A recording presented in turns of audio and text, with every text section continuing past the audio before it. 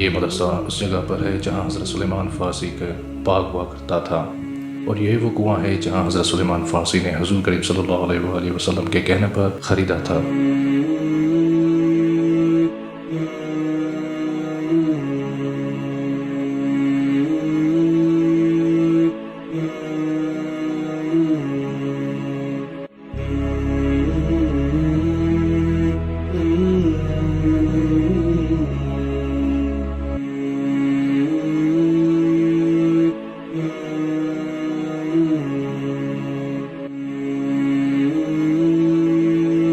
और इसी कुएं से बाग को पानी दिया गया जहाँ से अजवा खजूर निकली।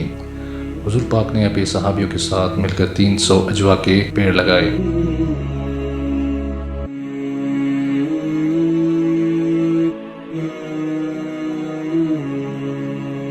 और ये हज़रत ज़ैनुल आबिदीन का घर था। करबला के बाद हज़रत ज़ैनुल आबिदीन शहज़ादियों के साथ मदीना वापस आए थे।